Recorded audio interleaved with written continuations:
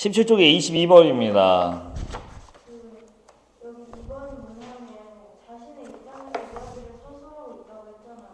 네. 근데 이게 자신의 입장에서 서술한다는 게 주관적이라는 거 아니에요? 맞습니다. 근데 이거 답이 1번이에요. 네, 맞아요. 2번 답이 아니거든요. 왜요? 핵심은 자신의 입장이 아닙니다. 중심인물이라는 말이 핵심입니다. 중심인물이 뭘까요? 세 글자 줄이면 주인공입니다. 이 작품의 주인공은 서술자 나일까요? 아니면 20분 넣는다며 20분 넣는다고 하지 않았어요? 잘했어요. 근데 바로 일어난 게 평소 꾸미고 온 것보다 아니다. 지키고 있나? 네. 주인공은 누구죠? 맞아요. 그래서 이 소설은 1인칭 주인공이 아니라 1인칭 관찰자 시점으로 우리가 처리를 해버리죠. 자, 그렇다면 그럼 왜 2번이 답이 아닌지를 얘기가 될 것 같군요. 중심인물 나가 있을 수 있어요. 어떤 소설에는. 근데 이 달밤이라는 소설에서는 그렇지 않죠. 그래서 중심인물의 시선, 중심인물의 입장에서 아니요. 관찰자 입장에서 이야기가 전개되고 있습니다. 과제 갖고 오셨어요? 확인했어요? 아유, 사람이 있네요. 그래도 두 번째 사람이었어요. 아무것도 없네요. 이해가 됐을까요? 안녕하십니까? 이래저기 좀 들고 와.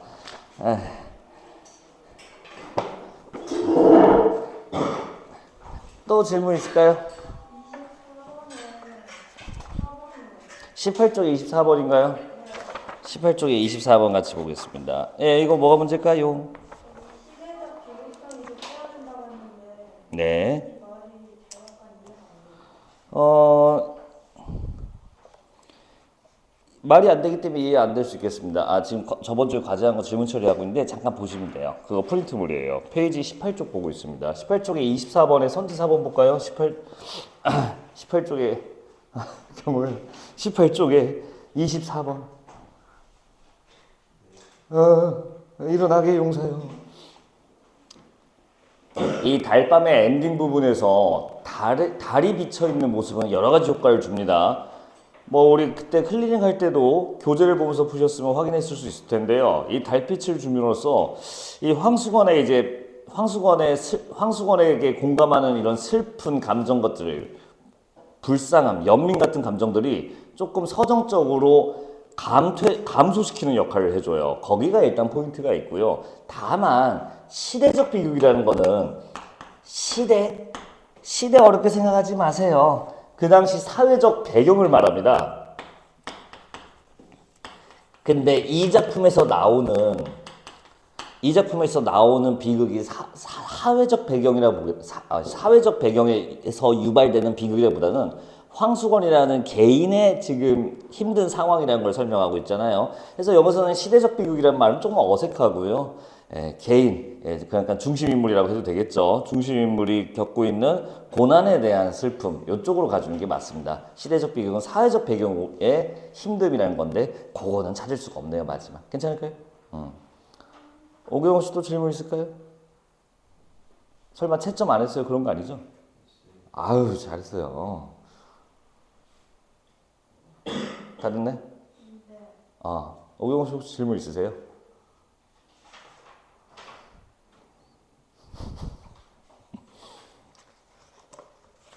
야, 이따 쉬는 시간에 찾고서 다시 해. 자, 오늘 진도 나가도록 합시다. 교재 보도록 할게요. 조금 일찍 오시면 내가 좀 가이드를 해드리려고 했는데 얄짤 없었죠. 우리가 9면이죠. 이런 말 좀 실례지만 1년 전에 우리가 뵀던가? 윈터 때 뵙지 않았나요? 그러니까 이번 겨울방학 말고 자네 중3에서 고1 넘어갈 때 그때 있었지 않나요? 이게 오래된 세월인데 실례되는 말씀이지만 그 사이 키가 좀 큰 겁니까? 원래 크셨나? 자, 오늘은 1단원 책 보도록 할까요? 그때 호지를 안 하고 갔었어요. 그래서 아마 제가 과제만 내드렸었는데 오늘 호지에 대한 내용 조금 보도록 하겠습니다. 일단은 빨간색 책에서 페이지, 자 어떤 페이지 보시는 거냐면 교재 가운데 아래에 있는 페이지 볼게요. 이걸로 기준해서 보겠습니다. 잠깐만, 호지를 안 했고 호질이 저기 뒤에.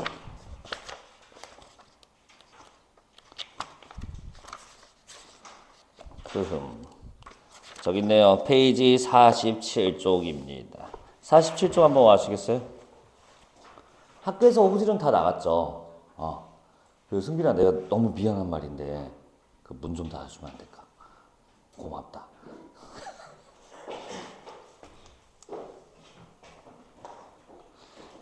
(47쪽) 보고 계시죠? 학교에서 안 나간 반 없죠? 그러면 이 소설을 내가 읽어줄 이유는 없을 것 같고요. 여러분들이 이미 읽어봤기 때문에 시험에 나올 만한 용어와 포인트만 짚어드리도록 하겠습니다. 얼른 하자고요. 오늘 이거 말고 세 작품을 더 나가야 되기 때문에 조금 서둘러야 될 것 같은데, 오늘까지 나가면 여러분들이 알려주신 시험 범위까지는 일단 끝나요. 여러분들이 알려준 게 시존의 편, 제막 매각, 그리고 추가적인 문학으로 모라인 피기까지 이렇게 들었거든요.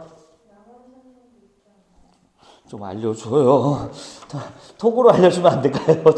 전혀 준비를 못했어요. 미리 내가 어떻게 알아? 내가 양주거에 침입해서 그걸 듣고 있지는 않다고. 알려주셔야 돼요. 그래서 알려줘.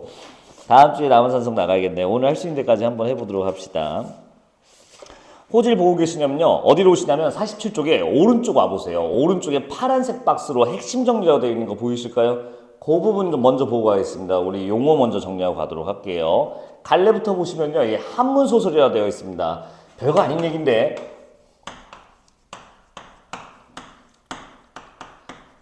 우리가 지금 2학년 1학기 문학 교과서를 쓰면서 문학 공부를 하고 있잖아요. 이 소설이라는 것 자체가 어느 시대 때 등장한 거냐면 조선시대 때 등장합니다. 고려시대 때는 소설이라고 하지 않아요. 그때는 가전체 문학이라는 별도의 문학 양식이 있고요. 그 전의 시대, 그러니까 고대 시대라고 해야겠죠. 신라, 백제, 고구려에 있었던 시대에는 소설이라고 하지 않고 설화라고 합니다. 설화, 민담, 신화, 이런 전설, 이런 식으로 얘기가 되고, 소설이라는 얘기, 즉 꾸며낸 이야기가 있는 소설이라는 거는 이 조선시대부터 본격적으로 등장해요. 자, 소설에서 우리가 읽어야 될 거는 이야기잖아요. 결국엔 이제 인물 정보, 그리고 어떤 사건들이 존재하는지, 마지막으로 이 작품의 배경이 어디인지, 이것들을 고려하게 되는 게 바로 소설의 출제 요소들이고, 정확하게 일단 세 문제가 각각 나오게 되어 있습니다. 보통 여기서는 뭐 나온다고 했어요? 대부분 인물의 심리를 묻는 문제라고 나왔었거든요. 인물이 어떤 심리를 취하고 있는지. 사건에서는 누구와의 갈등 관계가 존재하는지, 이 부분을 찾아줘야 되고요. 배경에서는 시간과 공간에 대해서 어떤 안녕하세요. 어떤 정도의 묘사가 되어 있는지, 그리고 이게 작품 주제와 어떤 관련이 있는지 찾게 되는 게 계속 강조드린 소설에서의 출제 원리들입니다. 우리는 이걸 읽으러 가는 거예요. 다만 이 호질은 아마 2학년 문학교과서에 있는 소설 작품 중에 가장 쉬운 거예요. 왜냐면 한문 소설이기 때문에 그렇습니다. 자, 오경호 씨 한문 좀 좋아하시나? 자네 한문 좀 하잖아. 아니야? 한문 소설이 제일 쉬워요. 왜냐면 이 한문 소설은 한문으로 기록된 소설이라는 건데, 당연히 원래 말이 출제가 될 수 없어요. 항상 뭐가 돼야 되냐면 번역해서 이걸 실어줘야 됩니다. 어느 기준으로? 우리가 살고 있는 이 20세기, 21세기 현대 기준으로 이 한문을 번역해서 주기 때문에 읽기가 편해요. 그리고 고전소설은 이 사건 갈등 관계가 굉장히 명확합니다. 뚜렷해요. 그러니까 읽기도 쉽고, 고전소설인데 번역이 되는 버전이기 때문에 읽기도 쉽고, 갈등 관계도 고전소설 특징상 아주 단순하고요. 인물들의 원리들도 평면적인 인물이라고 합니다. 캐릭터가 변하지 않아요. 나쁜 놈은 나쁜 놈, 좋은 놈은 좋은 놈으로 이미 정해져 있기 때문에 우리가 이 인물의 심리나 갈등을 파악하는데 아주 유용합니다. 그러면 결국에 한문소설에서 나올 거는 요 정도밖에 없어요. 그래서 호질에서 여러분들이 조금 조심해야 되는 거. 저번에 봤던 달밤이라는 소설도 비슷합니다. 결국에는 이 배경, 달밤에 비쳤던 거 여기서도 공간이 바뀜에 따라서 사건이 어떻게 양상되는지 이 배경에 주목해서 읽는다면 그나마 여러분들이 어떤 출제 포인트가 잡혀있는지 확인되실 겁니다. 자, 갈래 한문소설 봤었고요. 그 아래 오시면 성격이 있네요. 여러분들 우의적이라는 말 잘 기억해 보세요. 우의. 우의는 그냥 우리말로 번역하면 돌려 말하다는 거거든요. 돌려 말한다. 돌려 말한다. 돌려 말한다. 주제를. 소설에서 말하고 싶은 이 글을 쓴 사람이 의도한 주제가 있을 거잖아요. 그걸 직접 말하는 게 아니에요. 학교에서 다 배우고 왔다니까 편하게 얘기합시다. 이 작품의 주제는 양반에 대한 비판 아닌가요? 양반에 대한 허위허식에 대한 그리고 위선적인 비도덕성에 대한 비판이 이 작품에 쓴 박지원 씨가 하고 싶은 말일 거예요. 근데 이걸 직접 말하느냐? 이 양반, 이 나쁜 놈들이라고 직접 말하냐 하면 직접 말해요. 돌려 말하기라는데요. 직접 말하는데 누가 말하냐면 사람 작가가 말하는 게 아니라 호랑이가 말해줍니다. 그러니까 호랑이가 하는 대사를 통해서 대신 내가 하고 싶은 말을 간접적으로 전달하고 있다는 뜻이에요. 자, 그래서 이 작품은 비록 호랑이가 양반을 직접 비판하긴 하지만 호랑이가 말하는 것 자체가 사실은 현실에서 불가능한 것이고 사실상 꾸며낸 가상적인 상황이니까 호랑이를 통해 대신 비판하고 있다. 간접적으로 비판하고 있다라고 해서 우의적이라는 말, 같은 말로 간접적으로 전달하고 있다. 다 같은 말입니다. 이 작품은 이게 통해요. 호랑이가 직접 말하지만 공식적으로는 이게 된다. 우의적이라는 말 그렇게 기억해 주시면 되고요. 풍자 얘기할게요. 풍자.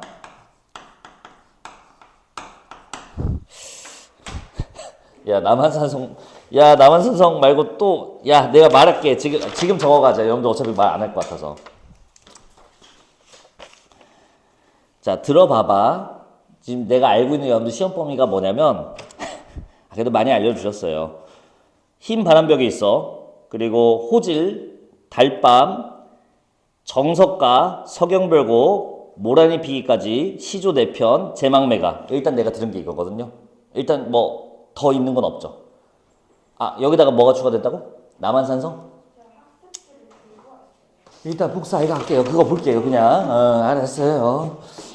풍자 한번 보도록 하겠습니다. 이 풍자 키워드를 이야기해서 왜? 근데 정석가랑 다른 거 안 되고 몇 개만 들고 그래요. 미리 주면 안 될까요? 내가 오늘 수업인데 수업날 와서 저 이거 학교에서 나갔습니다. 이거 해야 됩니다라고 하면 지금 말고 어디가? 프린터 가지고 간다고? 아니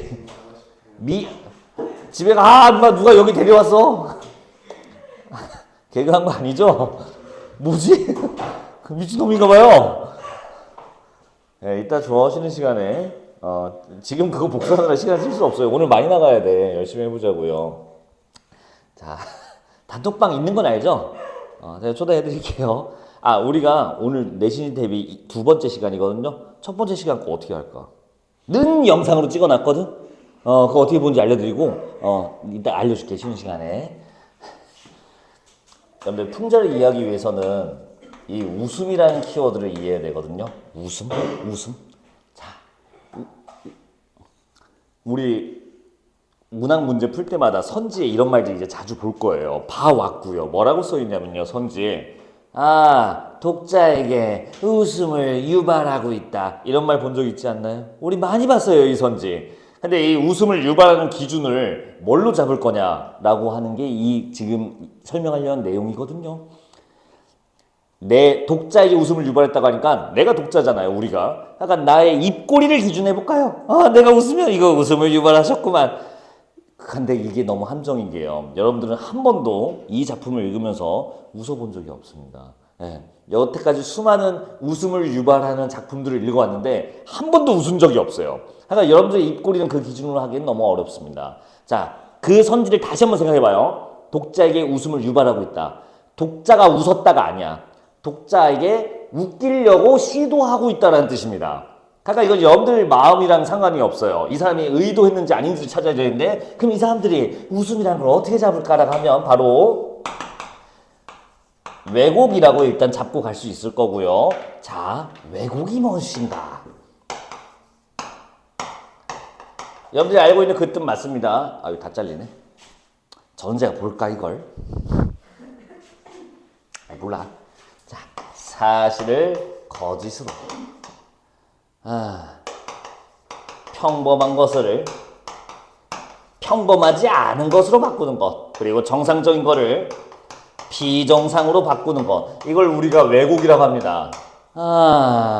왜곡하려는 의도는 무엇일까 하면 궁극적으로 여기로 이어진다고 보시면 돼요. 웃음의 의도를 가지고 왜곡시켰다라고 보는 겁니다. 이거 제가 우당탕탕 저 전동 킥보드 걸려 넘어진 사건 한번 설명드리지 않았어요? 오경호 씨 혹시 기억나세요? 했나? 아니요.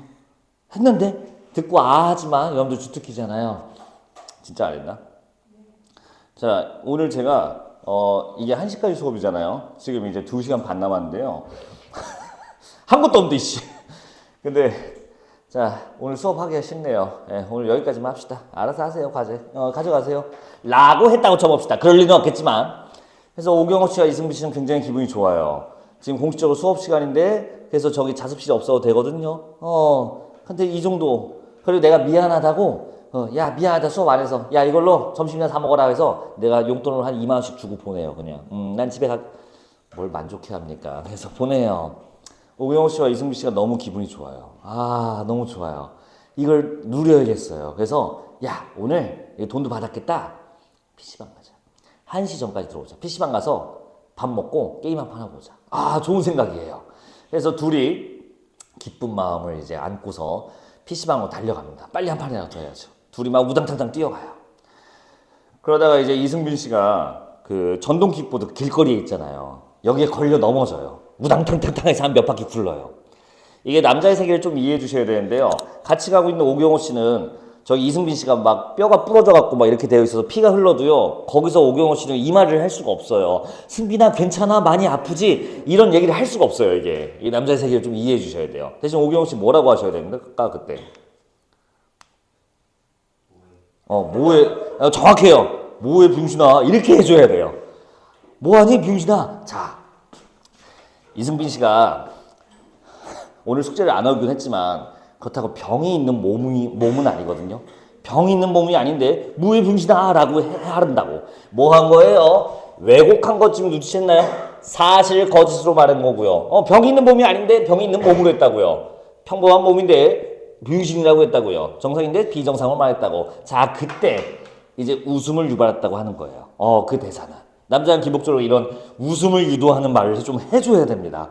그리고 그때 심리 상태에 따라서 이 용어가 달라져요. 자, 방금 오경호 씨가 이승빈 씨를 혐오하기 때문에 비판하기 위해서 뭐해 이 미친놈아 라고 하는 거는 비난하기 위한 건가? 아니에요. 이 마음에는 뭐가 깔려있냐면 동정과 연민이 깔려있어요. 아유 멍청한 놈, 불쌍한 놈이라는 말이 깔려있다고요. 그때 우리는 이걸 뭐라고 하냐면 해악이라는 키워드로 갑니다. 해악이라는 거는 대상을 웃기게 표현했는데 그 대상에 대해 이 웃기게 표현한 사람의 의도가 동정과 연민이라는 심리가 깔려 있으면 우리가 해악적이라고 처리를 하면 되고요. 근데 동정 연민이 아닌 거, 자, 이 작품에서 호랑이가 이 작품에서 작가가 무슨 선생이었더라? 북각 선생이었던가? 북각 선생을 좀 우스꽝스럽게 이렇게 만들어요. 그 의도는 동정과 연민, 무해 병신아 라고 하는 거예요. 이건 해악이에요. 저기 교재는 갖고 왔습니까?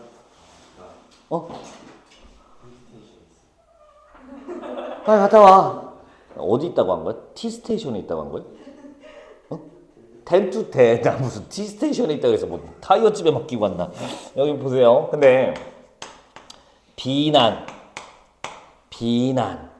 의도가 있으면 이때 우리가 이걸 뭐라고 하냐? 저기서 하려고 하는 풍자라는 키워드로 가시면 되겠습니다. 괜찮을까요? 풍자가 어떻게 이해되는지. 풍자라는 거는 웃음에서 출발하는 건데 웃음을 우스꽝스럽게 만드는 왜곡의 키워드가 비난 대상한테 설정되어 있으면 풍자라고 합니다.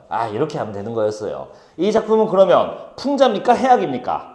풍자로 가시면 돼요. 그래서 여기 써 있었네요. 성격 두 번째, 풍자적이란 말. 참 올해 고3들이 하는 수능 특강 사용 설명서 문학편에요. 이런 키워드도 함께 실려 있어서 좀 소개해 드릴게요. 우리가 대상을 왜곡했을 때 웃음이 나오는 건데 이 부분이 설명되어 있어요. 대상을 왜곡했을 때 우리는 왜 웃음이 나오는가라는 얘기거든요. 그때 재미난 이론이 나오는데 이런 이론이 나왔어요. 한번 이건 참고용어를 한번 들어봐요. 우월론, 부조화론, 그리고 해방론. 아주 특이한 이론이었고 고교 과정에서 이 이론은 잘 안 다뤘거든요. 근데 올해 왜 이런 게 나왔지? 들어보세요. 납득할 만한 얘기예요. 여러분들 야 최고 기록이야. 제일 빨리 왔어. 근 2달 만에. 맨날 1시간 반씩 듣다가 미친놈. 은재야 솔직히 물어보자. 행복합니까? 요즘? 나쁘지 않아요? 그래 보여요.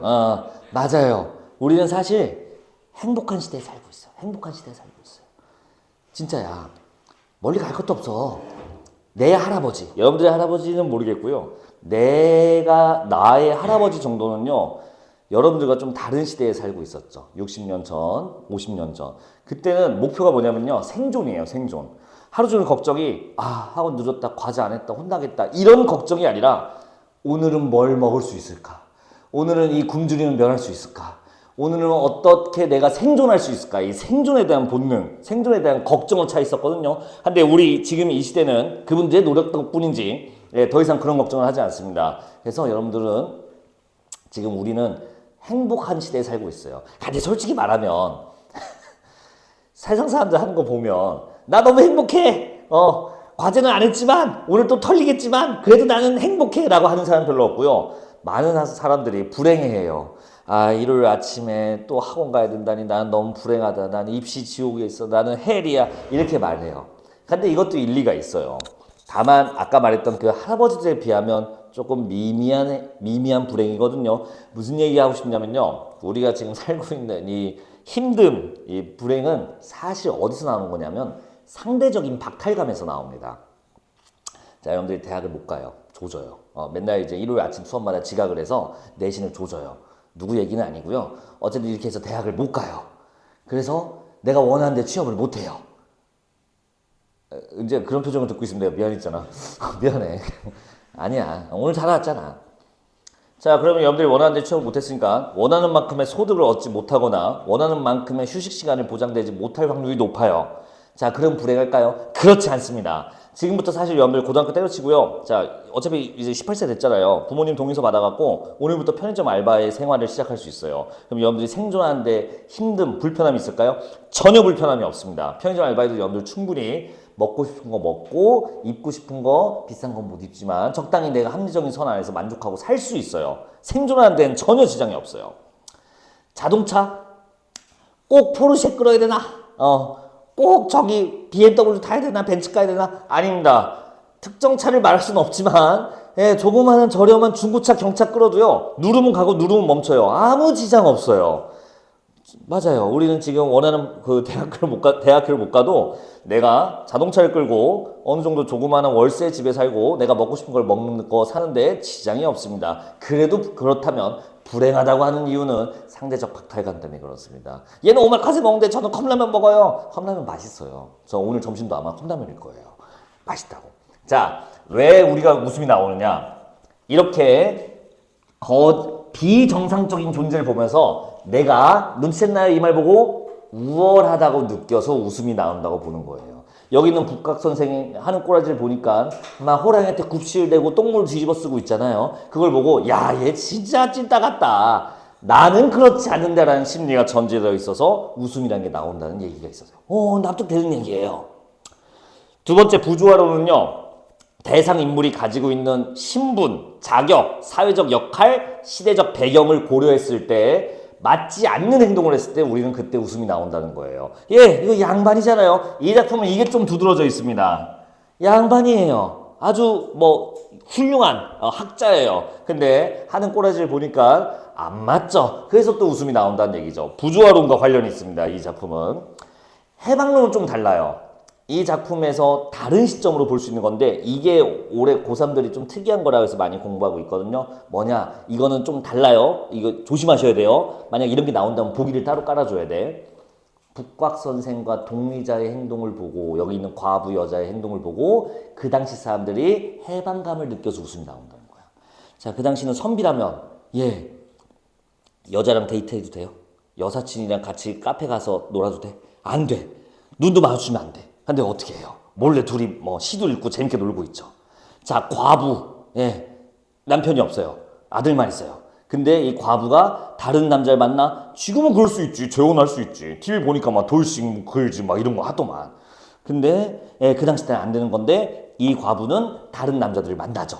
아, 그런 걸 보고 그 시대 사람들이 억압되어 있던 그 심리에서 이런 걸 이 작품들을 통해 해방되는 느낌을 받는데요. 하나 이건 좀 다르죠. 메커니즘이.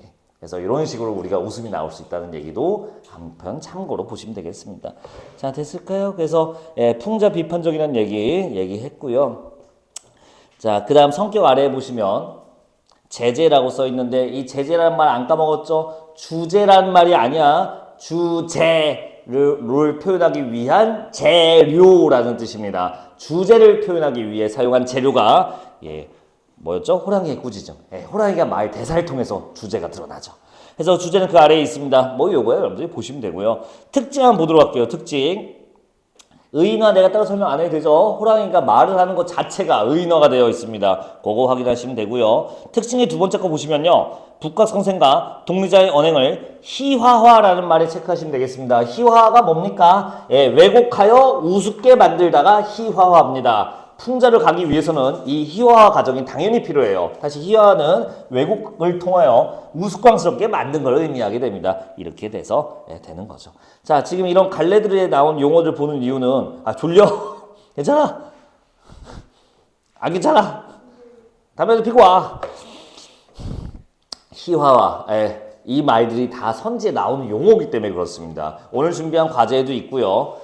클리닉 때 풀 과제에도 들어있으니까 여러분들이 잘 맞춰보시면 되겠습니다. 자, 가볼게요. 이제 작품으로 들어갑시다. 줄 보는 법 알죠? 본문 왼쪽에 5의 배수로 숫자가 써 있습니다. 이 줄로 한번 가도록 할게요. 앞부분 줄거리 잘 보셔야 돼요. 여기 보세요. 5번째 줄 볼래요? 5번째 줄. 자, 듣고, 그러니까 귀신이 무엇을 먹으라, 뭘 먹어야 이제 잘 된다라는 얘기를 해줬나 봐요. 근데 봐봐, 5번째 줄. 듣고, 범은, 호랑이는, 의원을 잡아먹자니 의심이 나고, 무당의 고기는 불교라 느껴졌대요. 그래서 비록 탐탁지 않았으나, 큰 덕망을 지니, 유학자의 고기를 먹기로 한다. 자, 방금 읽은 부분이 뭐냐면요. 써보세요. 개연성이에요, 이것도. 이 앞부분 줄거리를 안 읽으셨으면 뒤에 갑자기 호랑이가 선비 앞에 나타나서 이 냄새나는 놈 같으니라고 이런 말 하는 게 좀 뜬금없게 느껴져요.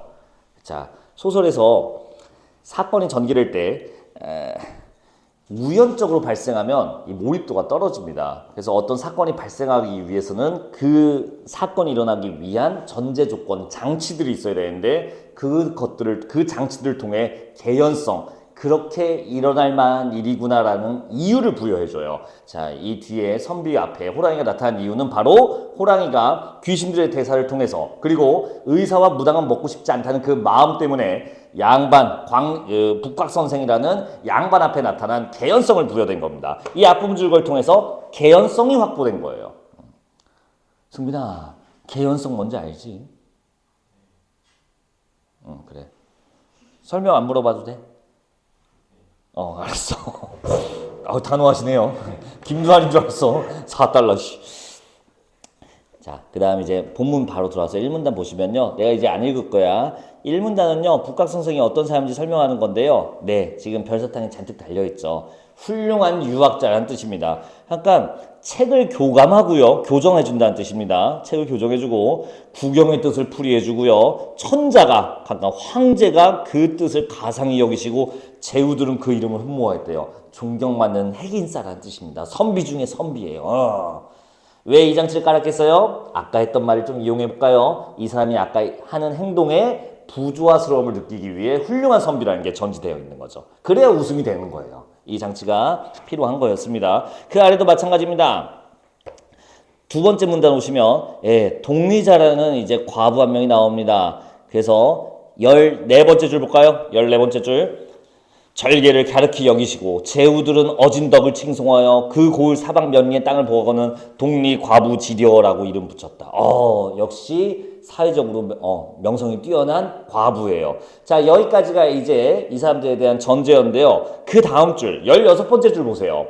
이렇듯 동리자는 수절하는 과부였음 불구하고 자, 여기서부터가 부조화론입니다. 부조화가 일어나요. 왜곡이 일어나요. 그의 아들 다섯은 모두 성이 달랐다. 이게 뭔 소리야? 과부인데 아들의 성이 달랐다. 남편이 다 다르다. 그러니까 과부가 뭡니까? 이 과부는 이제 젊은 나이에 남편이 없어진 건데 지금 아까 분명히 이 동리 과부지려 그 절개를 갸륵히 여겼다고 했잖아요. 그러니까 처음에 있었던 남편을 저버리지 않고 다른 남자를 만나지 않았다라고 했는데 바로 나와버리죠. 사실 최소 5명의 남자를 만났구나라는 얘기가 여기 깔려 있는 겁니다. 여기서부터 희화화가 나온 거예요. 이거 다 희화화 요소예요. 나머지는 그 다음은 이제 북각두 선생과 동리자가 이제 같이 만나서 놀고 있는 거고요. 다섯 아들이 이제 얘기하는 거 보시면 되고요. 넘어갑시다. 48쪽이요.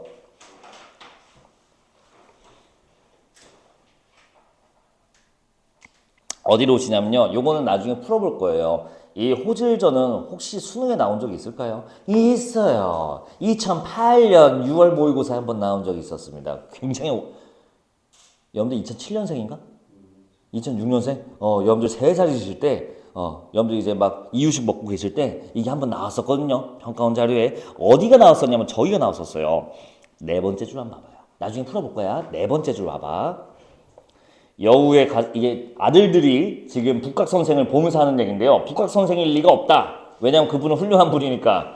그러면 쟤는 여우일 것이다 이렇게 얘기하거든요. 그리고 3번째 줄 볼게, 4번째 줄 볼게요. 여우의 갓을 얻은 이는 천만금을 지닌 부자가 되고 여우의 신을 얻는 이는 대나에서 그림자를 갖출 수 있다지. 그리고 여우의 꼬리를 얻는 자는 남을 잘 꼬드려서 자신을 좋아하게 만든다네. 우리가 저놈을 잡아 죽여서 나눠 갖는 게 어떨까? 자, 옆에다 한번 써보세요. 암시라고 써보세요. 암시. 님. 암시라고 써봐, 암시. 야, 7번째 줄 볼 수 있어요? 7번째 줄 끝부분. 나눠가는 게 어떨까? 옆에다가 암시라고 쓰세요. 이게 나왔었어요. 이거 암시라고 봐도 됩니까? 됩니다. 뒤에 북각 선생이 당할 봉변을 암시한다고 해도 괜찮은 말이에요. 역시 암시는 그리고 자동으로 아까 말했던 개연성을 자동으로 부여하게 됩니다. 요 정도 설명하면 되고요. 클리닉이나 아마 오늘 과제 있을 수도 있는데 재밌게 한번 풀어봐요. 자, 그래서 이제 쫓아냅니다. 그래서 우스꽝스럽게 모습을 하고 도망가는 거 나오고요.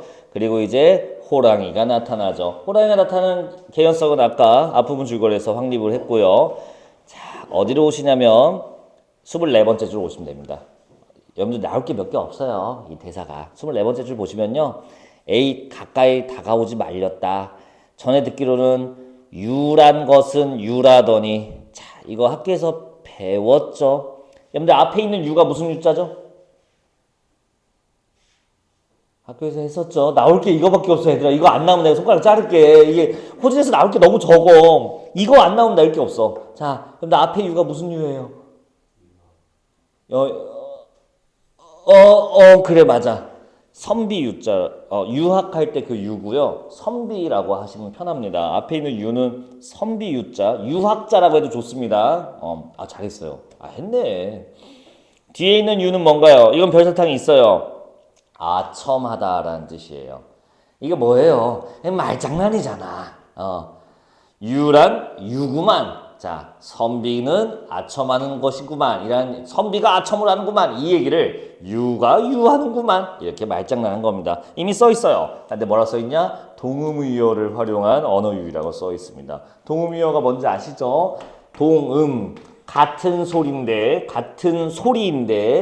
이의 의미가 다른 말. 여기까지만. 그래서 이제 막 비판합니다. 비난합니다. 그래서 된 것 같습니다. 사자성어 하나만 체크해 볼래요? 혹시 학교 선생님이 따로 챙겨주신 사자성어 있으세요? 내가 알아서 챙겨드릴게요. 49쪽에 맨 오른쪽 위에 와보세요. 본문 말고 오른쪽 날개 쪽 보시면요. 맨 위에 황토색으로 이렇게 써 있습니다. 범이 인간의 어떤 점을 비판하는지 생각하여 읽어보자. 가볼게요. 예시다만 봐봐요. 파란색. 범은 인간의 말과 행동이 다른. 여기다 체크. 표리부동. 이 작품의 키워드입니다. 사실 이 사자성어가. 표리부동. 말과 행동이 다르다. 말은 잘하는데 행동은 실제로 그렇지 못하다라는 뜻입니다. 아까 이거 뭡니까? 요즘 말로 하면 위선이라는 말이 되겠습니다. 위선이 표리부동이랑 똑같은 말이에요. 말과 행동이 다르다. 그리고 인간을 어떻게 비판하는지 한번 볼까요?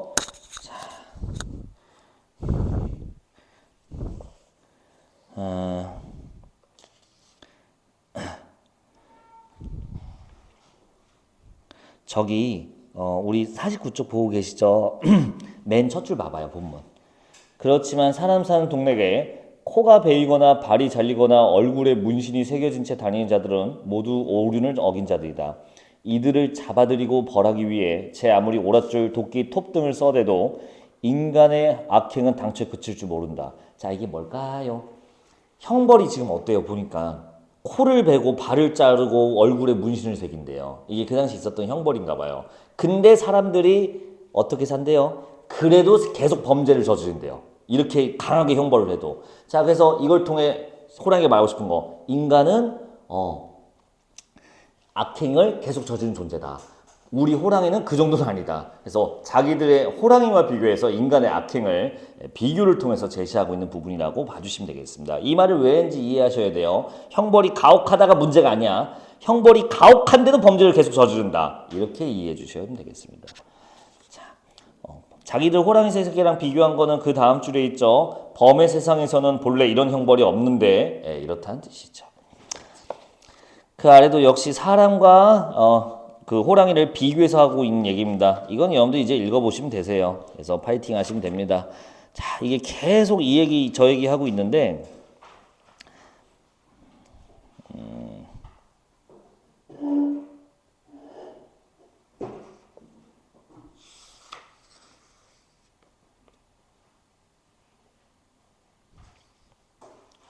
여기 와보세요. 51쪽의 9번째 줄입니다. 이 앞에 부분은 인간이 전쟁을 일으키고 가혹한 행위를 하고 이걸 이제 호랑이와 비교하면서 이제 얘기하는 거라서 여러분들이 읽어보시면 되고요. 자, 조심해야 될 거는 여기입니다. 51쪽의 9번째 줄 와볼게요. 이러고서도 그 포악함을 충분히 드러내지 못했는지 막 무기 만들어서 막 쑤시고 다닌다 그 얘기 했고요.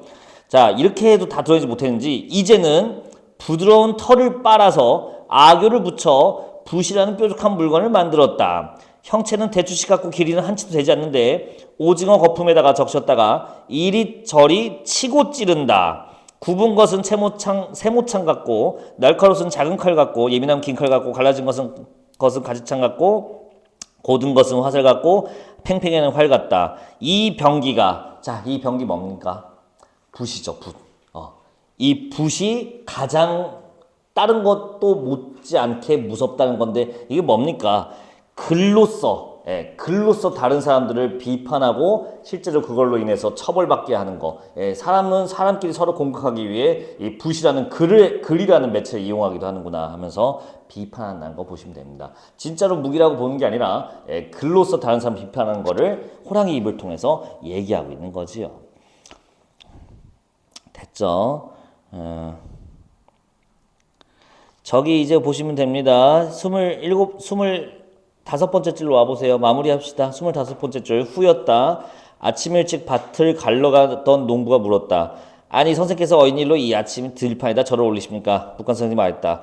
네 들으니 하늘이 높다 하나 하면서 갑자기 이제 호랑이한테 털렸다는 얘기가 아니라 자기가 무슨 선비처럼 행동하는 걸로 마무리하게 됩니다. 자, 이것도 다 웃음의 요소들이죠. 됐지요. 이 호질은 나올 게 없습니다. 호질은 나올 게 없어요. 그래서 여러분들이 나중에 문제 제가 오늘 과제도 풀어보셨죠?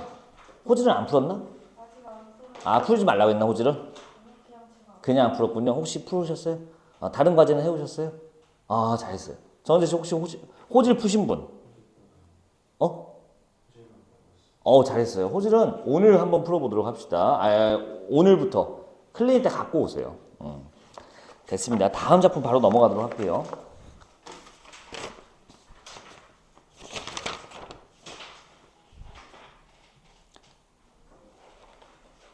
시조 4편이네요. 자, 여러분들 보라색 4단원 책으로 가겠습니다.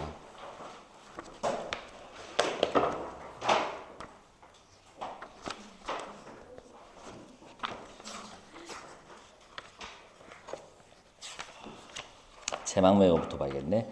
자, 4단원 책 페이지 8쪽입니다.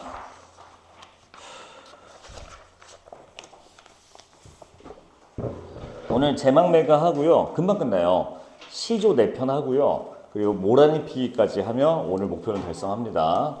저번에 우리 두세 작품밖에 못했더라고. 왜 이렇게 못했지? 잔소리하다 영상을 봤거든요. 잔소리하다가 시간을 엄청 많이 보내더라고요. 오늘 잔소리 안 해. 이걸 이해하셔야 돼요. 제막매가는 향가라는 것이고요. 향가의 메커니즘을 이해해야 이번 여기가 수월하게 넘어갈 겁니다. 왜냐면 지금 제막매가와 시조 4편이 같이 시험범위 묶인 거는 이 두 개가 어떻게 계승되는지도 같이 알아야 돼요. 그러니까 결국엔 향가의 특징 자체를 마스터해야 시조에서 어떻게 넘어가는지를 볼 수 있습니다. 자, 향가는 이건 물어봐야겠다. 향찰 설명해 주셨어요? 안 했어요? 향가가 뭔지 설명, 일단 제막매가 학교에서 나갔지. 근데 이 향가에 대해서 얘기 좀 하셨나? 19채 뭐 이런 얘기? 그리고 이게 향찰로 쓰여졌다 뭐 이런 얘기도 해요? 이따 프린트 볼게. 어느 시대에게 이 향찰로 쓰여졌다는 얘기를 알고 있다면 시대나 배경이 바로 나오게 됩니다. 향찰부터 볼게요. 향찰은 말과 문자가 다르다는 걸 인지하고 있어야 우리가 할 수 있거든요. 잠깐만, 다 왔는데 안 찍어도 되지 않나?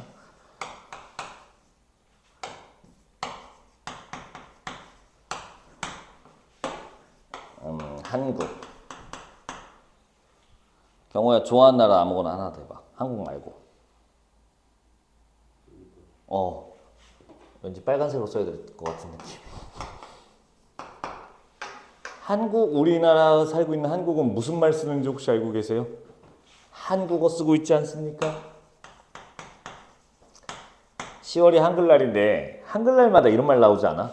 야, 외래어들을 이렇게 무분별하게 우리말을 안 쓰고 외래어를 무분별하게 쓰는 걸 보니 세종대왕님이 슬퍼하시겠다 이런 얘기 나오잖아요. 들어봤나요 이런 얘기들? 세종대왕님은 슬퍼할 이유가 전혀 없어요. 예를 들어볼게. 이거 굉장히 엘레강스하군요. 디자인이 엘레강스한 디자인에 포인트를 주었군요. 이렇게 말하면 꼭 달리는 건 댓글이 세종대왕이 울겠다 막 이런 얘기 하거든. 세종대왕은 오히려 기분이 좋을 거예요. 왜? 그러니까 그 사람이 말한 거 세종대왕이 울겠다라고 말한 사람은 이런 의도인 거야. 엘레강스가 아니라 우아한이라는 우리말을 써야지 왜 갑자기 근본 없는 외국어를 쓰는 거야 라는 건데 세종대왕은 우리말을 만든 적이 없습니다. 세종대왕이 그 말을 직접 들었으면 나는 왜? 나는 한국말 만든 적 없는데? 세종대왕은 한국어를 만든 게 아니죠. 한글을 만들었죠. 오히려 기분이 좋으실 거예요. 우아한도 나는 내가 만든 한글로 쓸 수 있지롱. 엘레강스도 내가 만든 한글로 쓸 수 있지롱. 어때? 쩔지? 라고 오히려 좋아하실 거예요. 무슨 말이냐? 우리는 한글을 씁니다. 한국어를 써요. 두 개는 아무 상관이 없습니다. 아무런 관계가 없어요. 우리가 한국어를 쓴 지는 한 3,000년에서 5,000년 정도 됐습니다. 고대시대, 고조선 시대부터 이미 써온 말이에요. 한글은 세종대왕한테 만들었고 아직 1000년이 안 된 신생 문자입니다. 얼마 안 됐어요 이거. 전 세계에서 이렇게 역사가 짧은 문자는 없어요. 우리나라가 제일 짧아요. 좋은 거예요. 자, 일본 말씀하셨으니까 일본은 나도 좋아해. 나도 애니메이션 많이 봤어. 일본 라면 좋아해요. 야, 일본은 무슨 말 쓰게? 정확해요. 천재네. 좋아하는 거 맞네. 야, 이건 진짜 맞춰야 되는데. 일본은 무슨 문자를 쓰냐? 물론 한자도 쓰는데요. 얘들만의 문자가 있는데. 안 해. 정확히 아는데? 또. 너 왜 이렇게 잘하냐? 혹시 제2외국어 일본어 하고 있어? 학교에서 하고 있구나. 나도 학교에서 배웠어. 나도 고2, 고3 때 일본어 했었어. 제2외국어 수능도 볼 거야? 그건 생각 안 해봤구나. 봐. 여러분들 제2외국어 문과면 제2외국어 수능 보는 거 좀 생각해봐요. 괜찮아. 왜? 일단 사탐 한 과목을 제2외국어로 대체해주는 학교가 제법 있어요. 여러분 들었을 때 요약고도 막 이런 학교들 있어요. 예를 들어 단국대라든지 이런 학교들은요 하나를 이 제2외국어로 대체해주는 학교가 있어. 그러니까 혹시 모르니까 해. 둘째 절대평가예요. 제2외국어가. 그러니까 40점만 넘으면 돼요. 그럼 1등급 줘요. 나쁘지 않아요. 그리고 가장 중요한 이유 서울대 가려면 봐야 돼. 서울대는 제2외국어 점수가 반영돼. 자 해야겠죠? 나도 일본어 봤어. 제2외국어. 재밌었는데. 야 근데 나 다 까먹었는데. 이게 갓 이게 받침 이게 츠지. 이게 와고. 좋아한다며. 이게 대지. 토. 아는 거 나왔구만 씨. 카타카나는 다 외웠어? 조금? 야 지금 너 믿고 왔는데 지금 조금만 하면 안 돼. 학교에서 배웠는데 아직 다 못했어? 야 그러면 너 아는 문자로 해봐. 나이어웨어? 뭐라고요? 아이유예요? 뭐라고? 안 들려. 뭐라고? 안 들려. 아니 아는 일본 문자를 말하는 게 아니라 네가 이거 일본 문자 잘 모르니까 아직 마스터가 안 됐으니까 네가 그나마 마스터한 문자 있는 외국 하나만 대보라고. 영어는 나라가 아니야. 미국 할래 영국 할래? 그래. 여러분들 미국은 무슨 말 써? 영어가 무슨 뜻인지 알지? 맞아요. 이게 영국어라는 뜻이에요. 이 역사 짧은 친구들은 양키들은 영국어 써요. 얘들은 문자 뭐 써요?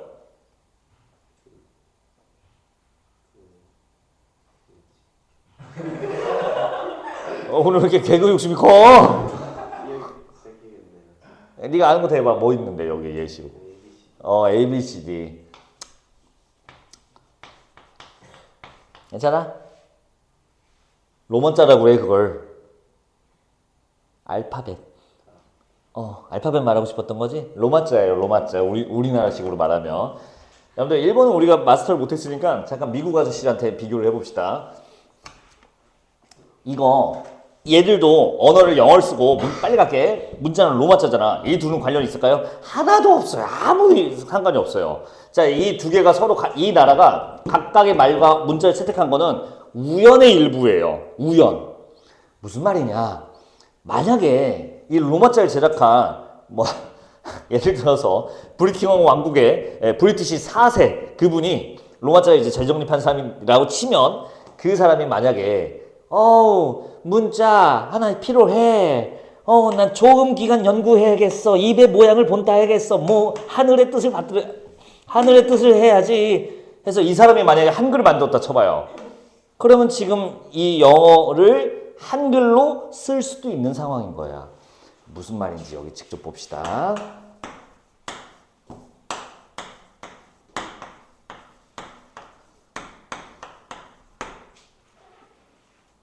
영어야. 나 한국어 했냐 영어 했냐? 이 새끼가 이게 무슨 영어야. 이게 정말 영국어면요. 영국 사람이나 미국 사람한테 들려줬을 때 이걸 읽어줬을 때 알아들어야 돼요. 영국어라면. 근데 내가 가갖고 나는 배고파 라고 하면 알아듣겠냐고. 못 알아들어요. 근데 이거는 한국인들은 알아듣나요? 소리내서 읽어주면 알아들어요. 내가 쓴 말은 누가 봐도 한국어입니다. 대신 문자를 뭘 쓴 거야? 로마자를 썼을 뿐이라고. 이렇게 한 거야 지금. 그러니까 아무 상관이 없어요. 이 서로 문자와 말은. 자, 경호에 한 번 더 기회를 줄게. 나 영어 했어? 한국어 했어? 이게 영어죠. 영어 했죠. 대신 문자를 한글로 한 거죠. 향찰이 바로 이겁니다. 향찰이 바로 이거예요. 중국이 있고요. 중국어가 있고요. 한자라는 문자를 쓰죠. 자, 한글은 조선 시대 때 생겼어. 세종 때부터. 그럼 그 전에는 한글이 없었네. 이 한국어를 표현할 문자가 필요하네. 빌려오면 되겠네요. 예, 이게 향찰입니다. 이게 향찰이에요. 다른 나라 문자를 이용하여 한국어를 표기한 겁니다. 그러니까 이제 향찰 보고서요. 뭐야, 한자로 썼네. 이거 우리나라 말이 아니잖아요. 하면 진짜 무식한 거야. 우리나라 말을 다른 문자를 이용해서 썼을 뿐입니다. 이렇게 받아주시면 돼요. 됐을까요? 그럼 향찰은 어느 시대겠어요? 조선시대? 말이 안 돼요. 조선시대는 향찰이 없어요. 조선시대는 향찰을 안 써요. 그냥 훈민정음 써요. 그럼 언제겠어요? 신라, 고구려. 네, 신라, 고구려 때 했던 게 바로 향찰이고, 향가는 그래서 모두가 통일신라와 고려 때 작품밖에 없습니다. 이렇게 생각해 주시면 됩니다. 자, 향찰 이해했으니까 이제 가보는데요. 참. 내가 향찰 한 번만 더 마스터합시다.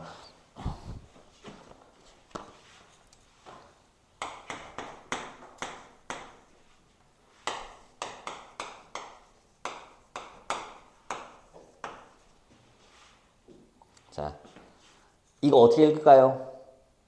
이게 진짜 향찰이거든. 아까 그거는 이두구결이라고 하고 이게 진짜 향찰이야. 자, 어떻게 읽냐? 아이눈이라고 안 읽어요. 이렇게 읽을 거야. 나, 윤, 배, 가 이렇게 읽을 거야. 이렇게 써놓고 눈치챘나요? 얘는 지금 요 문자에 뜻을 빌린 거야? 이 문자 가지고 있는 소리를 빌린 거야? 뜻을 빌린 거지. 뜻을 빌렸지. 나라는 뜻을 갖고 있으니까 뜻을 빌려서 나라고 읽으면 돼요. 근데 이거는 너는 로마자 접두사에서 라틴어 접두사에서 아무것도 없는이라는 뜻을 더해주는 접두사예요. 근데 그 뜻을 갖고 온 건가? 아니지. 는이라는 소리를 필요해서 갖고 온 거죠. 이게 소리 빌린 거예요. 뜻과 소리를 각각 빌리는 겁니다. 근데 언제는 뜻을 빌리고 언제 소리가 빌려요? 라고 한다면 1학년 때 공부했던 걸 떠올려 봐요. 실질 형태소는 뜻을 빌려요. 이런 조사, 어미 따위의 형식 형태소는 소리를 빌립니다. 이게 향찰이에요. 완벽한. 이제 작품 볼게요. 페이지 9쪽입니다. 보고 계시죠? 빨리 보자. 시간이 또. 자. 9쪽에 첫 줄 보시면, 자, 본문 바로 봐봐. 생사길은 이렇게 써있죠? 오른쪽 한자 보겠습니다. 한자 봐봐, 한자. 로, 은으로 되어 있거든요. 이 로가 무슨 로냐면요. 길로자예요. 길이라는 뜻을 갖고 있어요. 길로자야. 오른쪽에 은은 뭐냐면요. 숨길 은자입니다. 은신, 은닉 할 때 그 은자야. 숨길 은자야. 자, 이제 맞춰봐요. 이 로는 뜻을 빌렸어? 소리를 빌렸어? 해석 보면서 해봐요. 승민아, 이 로는 뜻을 빌린 거야? 소리를 빌린 거야? 로. 길로자 이거. 뭘로 읽었어? 번역할 때. 그럼 뜻을 빌린 거야? 소리를 빌린 거야? 그렇지. 근데 은은 숨기다라는 뜻은 필요 없고요. 은이라는 소리만 빌렸죠. 이게 소리를 빌린 거예요. 자, 뜻을 빌렸다. 훈차라고 하고요. 소리를 빌렸다. 음차라고 합니다. 뜻은 훈, 소리는 음이라고 하죠. 그래서 훈차, 음차라고 하면 됩니다. 됐습니다. 이제 향찰 더 말씀 안 드릴게요. 이런 향찰로 쓰여졌다. 전씨, 일찍 와서 자면 어떻게 하냐. 향가는 4구체, 8구체, 10구체로 점점 시기마다 업데이트가 됩니다. 업그레이드가 되고 우리가 공부할 작품은 10구체 향가, 즉 가장 완성된 형태의 향가예요.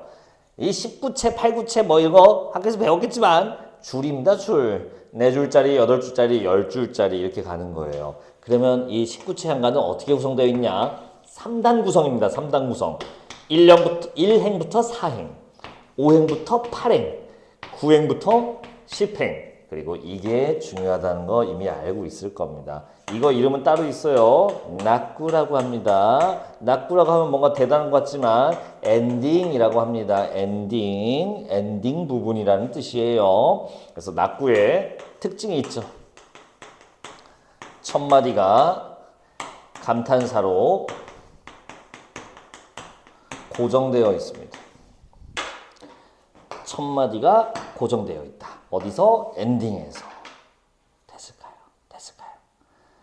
3단 구성이고 엔딩에 고정되어 있다.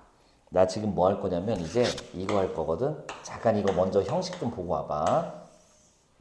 시조 이따 볼 거예요. 근데 시조 이건 쓰지 마. 이따가 다시 할 거야. 시조 볼 때. 3장으로 되어 있고요. 그리고 3장 세 줄이란 뜻이야. 초장, 중장, 종장.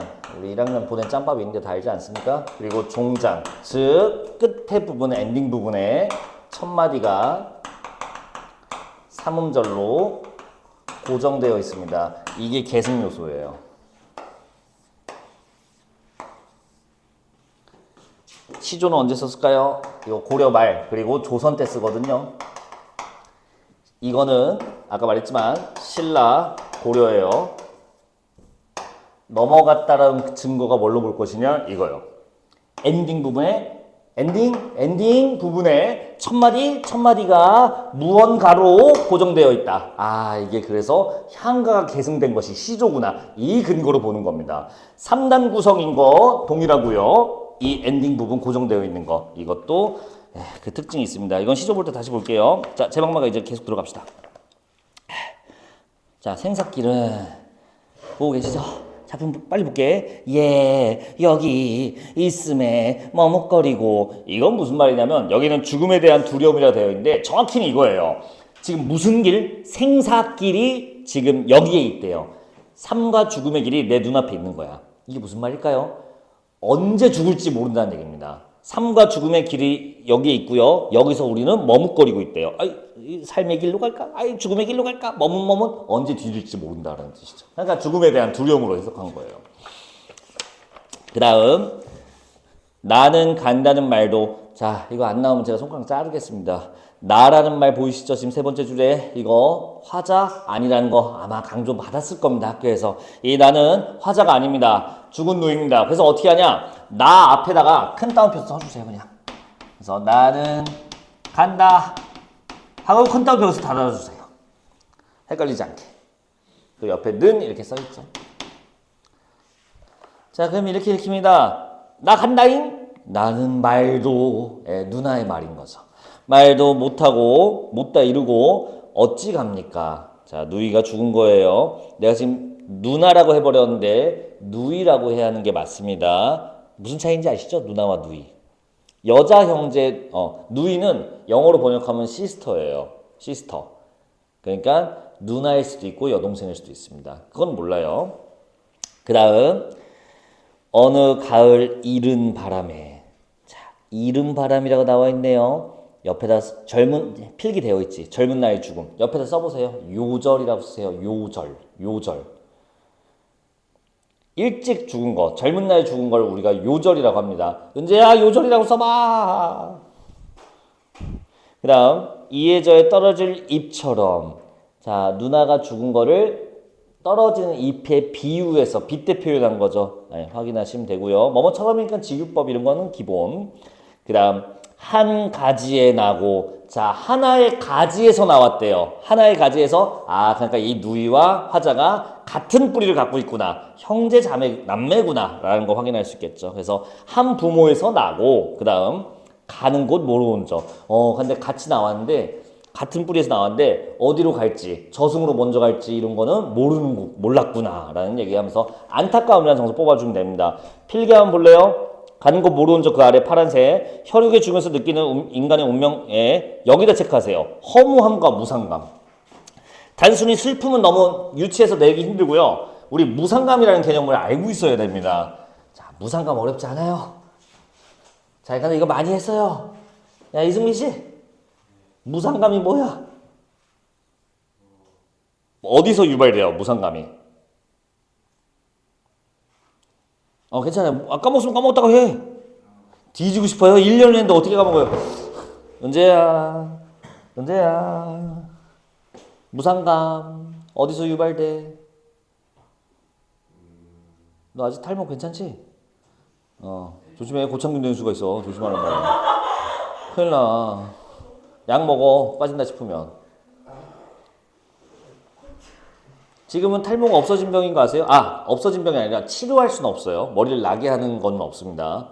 머리가 안 빠지게 하는 약은 이미 끝났어요. 그래서 빠진다 싶으면 그냥 바로 잡수시면 돼요. 특히 남자들은 보시면 알겠지만 우리가 뭐 외모로 뭘 할 수 있는 우리 왁구가 안 돼요.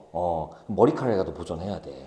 나는 이제 빠져도 돼. 난 안 먹어 이제. 난 결혼했으니까 이제 목표를 다 달성했어. 여러분들은 제가 봤을 때 머리카락까지 없으면 비극이거든요. 그때 느끼는 게 무상감이에요. 무상감이 뭔데? 그래, 같은 말인데 어디서 유발될까? 자, 네가 머리카락 약을 먹어. 절대 빠지지 말아야지. 근데 머리가 아침에 후루룩 다 빠져. 그래서 고창 든대. 막 이렇게 돼. 아, 근데 고창이 진짜 요즘 스트레스야. 자기 병원 가보겠대. 그 탈모 클리닉 가보겠대. 나 그 말 듣고 어처구니가 없었어. 아직도 안 갔어요? 나 같았으면 옛날에 가겠다 하면서 막. 야, 근데 그때 무슨 감정이 들을까? 네가 약을 열심히 먹었는데 그랬는데도 빠져. 그랬는데도 없어져. 그때 느끼는 게 허무함 아니야? 그게 무상감이에요. 자, 무엇이냐? 이거요. 에이, 내가 맨날 얘기하는데 너무하다. 유한성이요. 유한성, 한계가 존재한다. 영원한 건 없다. 영원한 건 없다. 여러분, 영원한 게 있나요? 없어요. 제 마음은 영원해요. 개소리 마세요. 사람 마음이 제일 잘 바뀝니다. 김봉수는 영원합니다. 그럴 리가요. 길어야 100년 남았습니다. 예, 좀 이따 없어져요. 핸드폰, 여러분들 제가 이거 Z 플립 4거든요. 이건 갤럭시 노트 4 9이구나. 이게 노트 9인데 카메라용도 쓰지. 이거 처음에 내가 4년 전에 샀단 말이야. 3년 전인가. 그때 첫날 우리 집으로 배송 왔을 때 내가 이거 딱 놀 때 어떻게 놨을까? 이렇게 놓지 않았을까요? 애지중지하면서 지금 어떻게 하고 있어요? 카메라 돌고 집에 가서 놀 때 어디다 놓을까요? 소파에다 그냥 던져놔요. 이렇게 아유 하면서. 마음도 영원하지 않아요. 그리고 이 갤럭시 노트 5, 이 노트 9 제 손자까지 물려줄 수 있을까요? 어림없죠. 이거 언젠간 버리겠죠. 물건도 영원하지 않아요. 인간의 목숨도 영원하지 않고. 예, 세상에 무한한 건 없습니다. 다 유한해요. 이걸 마주했을 때 인간이 느끼는 감정이 두 개예요. 하나, 두려움이요. 뭐가 두려워? 인간 목숨하고 관련됐을 때 두려움을 느껴요. 자, 여러분들이 깜깜한 폐가 체험, 흉가 체험. 여기 정신병원이래. 한마음 정신병원이야. 근데 폐쇄된 지 20년 넘었어. 그래서 방치돼서 막 먼지 쌓이고 막 이래. 자, 그걸 밤에 간다 쳐봐요. 밤에, 한밤에. 아무것도 없는데. 그래도 혼자 간다고 생각해봐요. 그때 기분이 어떨 것 같습니까? 썩 유쾌하지는 않을 겁니다. 그리고 이 감정이 나올 거예요. 왜 그럴까를 생각해봐요. 인간은 왜 두려움이라는 감정을 느끼게끔 구조되어 있는가? 그 이유는 단순합니다. 공포감 때문에 그래요. 인간의 목숨이 하나밖에 없거든요. 깜깜한 곳을 더 무서워하는 이유는 진짜 단순합니다. 나의 목숨을, 하나밖에 없는 목숨을 없앨 수 있는 위험 요소가 아주 작은 확률이라도 있으면 그때 인간은 본능적으로 공포를 느끼게끔 설계되어 있어요. 깜깜하다, 보이지 않는다, 확인되지 않는다, 내가 안전한지 확인되지가 않아요. 그러면 무서워요. 근데 거기가 뭐 귀신도 나오고 막 무슨 뭔가 위험한 물건도 있을 것 같은 폐병원이다. 그 두려움이 조금 더 강화되죠. 예, 인간의 두려움은요, 이 하나뿐인 목숨을 보존하기 위해 설계된 인간 본능적인 메커니즘입니다. 그래서 이 두려움이 느껴져요. 자, 아까 삶과 죽음의 길에서 머뭇거린다. 그때 그래서 두려움으로 해석했었잖아요. 그 이유 때문에 그래요. 하나 더. 그게 무상감입니다. 허무함이에요. 아, 영원한 건 없구나. 언젠가는 없어지는구나. 이 사람 목숨도 언젠가 없어지는구나. 방금 누이를 통해 깨달은 거죠. 그래서 이번에는 뭐라고 했어요? 방금 봤던 거. 허무함과 무상감이 여기서 나오는 겁니다. 자, 허무하고 무상감, 까먹지 마세요. 이 유한함, 언젠가 없어짐을 통해서 그걸 봤을 때 깨달습니다. 약을 아무리 먹어봤지만 머리카락은 언젠가 없어지는구나 라고 깨달으면 허무함을 느끼게 되는 거지요. 자, 그 다음 아시죠? 필기도 따로 안 되어 있어요. 이거 나올 수밖에 없지 않습니까? 아까 설명했는데 지웠네. 낙구의 첫마디 감탄사가 고정되어 있다. 괜찮아요? 이거 학교에서 했죠? 나 더 설명 안 해도 되지? 유식이 괜찮아? 이거 뭐게? 감탄사인 거 괜찮아요? 이거 왜 나오게 시험에? 영탄법 좋고요. 공부 많이 하셨네. 낙구의 첫마디인 거 괜찮아요? 이거 이해돼? 낙구의 첫마디? 아까 썼는데 낙구 뭐였어? 낙구 엔딩 몇 번째 줄? 그렇지. 9번째 줄이에요 여기가. 이게 낙구예요. 야부터가. 그래서 낙구의 첫 마디가 뭘로 고정? 이 감탄사로 고정되어 있다. 뭐는 19채 향가는. 향가 중에 10줄짜리 향가는 이 9번째 줄 첫 마디가, 즉 낙구 첫 마디가 감탄사로 고정되어 있다는 거 꼭 기억하셔야 이따 시조할 때 내가 설명드릴 수 있어요. 하나 더. 이 낙구의 첫 마디 감탄사가 무슨 일을 할까요? 써보세요. 시상을 집약시켜줘요. 그냥 무조건 나오는 선지라 보면 됩니다. 시상집약. 시상 한 번만 더 말씀드릴게요. 시상은 시를 지을 때 떠올린 동기라는 뜻이에요. 그거 누구야?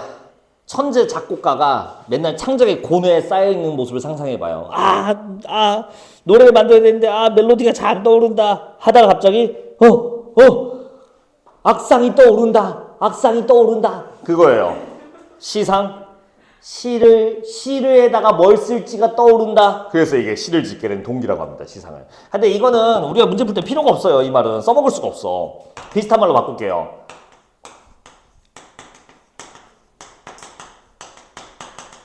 이거 비슷하죠? 시상이 떠오른다. 시에다가 뭐 써야겠다. 같은 말이죠. 근데 이것도 사실 도움이 안 되는데 이제 거의 다 왔어요. 시에서 하고 싶어 하는 걸 뭐라고 합니까? 시의 주제라고 하죠. 그리고 이 시의 주제는 뭐죠? 정서죠. 화자의 마음이 바로 주제죠. 시에서는. 시상을 뭘로 번역하면 돼요? 정서, 주제라고 번역하시면 됩니다. 시상을 집약시켜준대요. 이 사람의 정서를 집약시켜준대요. 자, 이 사람은 지금 정서가 어땠나요? 두려워요.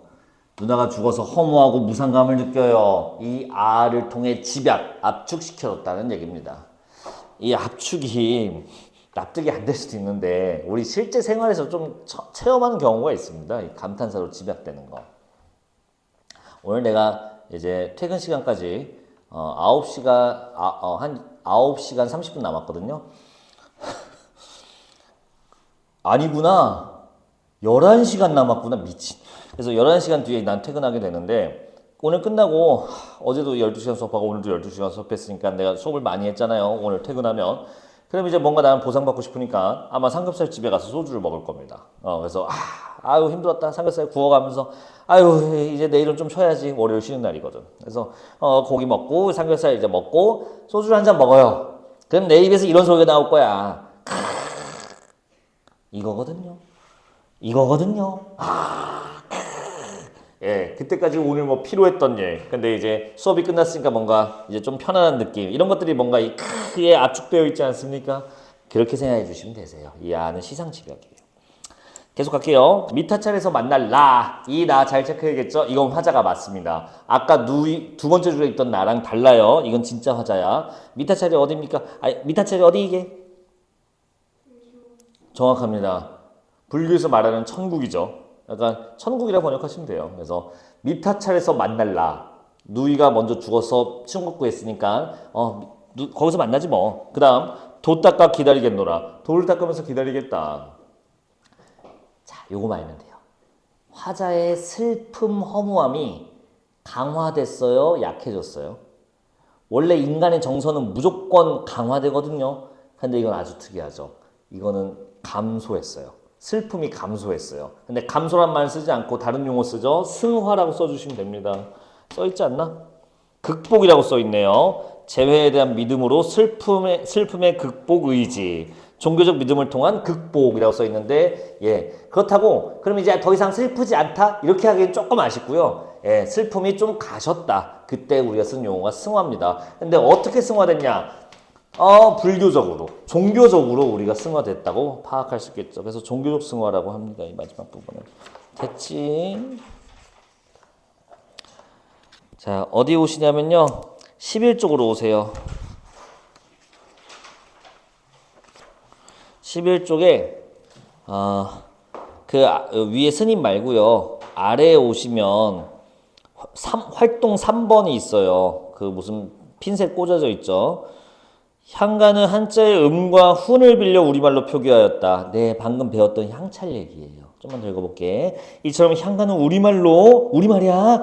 우리 고유의 정서를 표현했던 시가문학의 원류이자 뿌리면서 민족 문화로서의 개성이 뚜렷하다. 향가는 보통 4구체, 8구체, 10구체의 세 가지 형식이다. 이 중에 10구체는 시상, 정계상, 체크, 3단 구성. 아까 했었죠.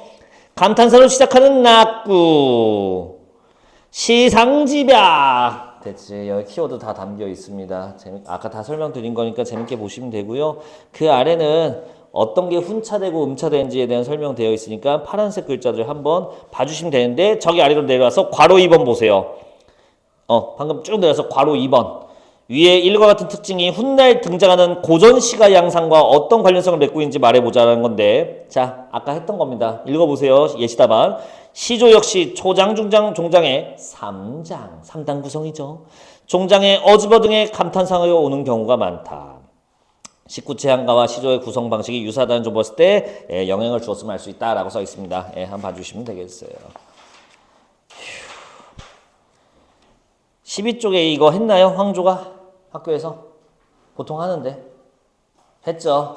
자, 요거까지만 보고 진짜 쉴게요. 좀만 참아봐. 12쪽에 그 위에 에피소드 님들이 알아서 읽으시고요. 그 아래 보시면 김부식의 삼국사기에 실려있는 황조가라는 시가 있습니다. 한번 볼게요. 펄펄 나는 저 꾀꼬리 암수서로 정답구나. 왼쪽에 뭐라 써있냐? 선경이라고 써있고 꾀꼬리에 객관적 상관물이라고 써있습니다. 객관적 상관물.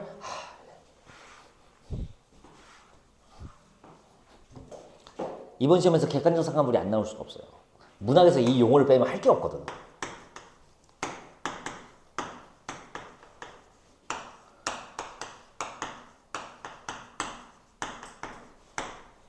자, 우리 오늘 처음 오신 분도 있으니까 이거 좀 합시다. 세상에 모든 나오는 대상들을 두 개로 나눌 수 있대요. 빨리 할게. 다 알지? 승빈아, 뭘로 나누냐? 여기서 버퍼링 걸리면 안 되지. 내가 지금 너한테 이 얘기를 몇 번 했는데. 경호도 알아.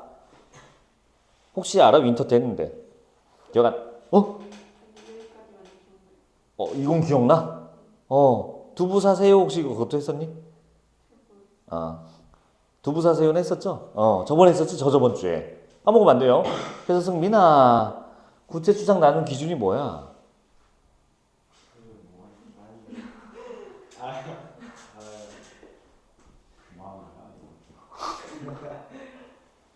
내가 환불해줄게. 내가 미안하다. 내가 여태까지 한 거 내가 한 5달치에서 내가 150 환불할 테니까 가져가라. 내가 미안해 죽겠네 이거.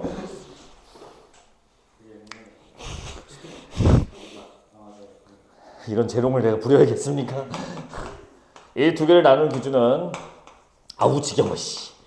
감각입니다. 인간의 감각 5개 있는 거 알죠? 감각기관으로 인지할 수 있는 정보를 구체라고 하고 할 수 없는 걸 추상이라고 합니다. 자, 연습 바로 합시다. 자, 태양 구체 추상. 태양. 사랑. 뭐라고 잠깐만. 태양이 추상이라고? 태양은 감각할 수 없어요? 혹시 눈으로 안 보여요? 됐어. 감각한 거야 그게 감각이야. 그래 잘했어요. 당연히 맞출 줄 알고 넘어갔는데. 야, 사랑은 뭐야? 사랑. 잘했어요.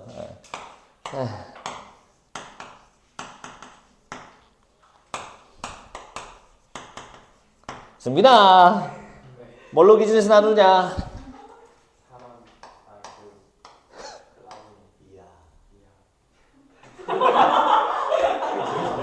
뭐라고요? 이하요?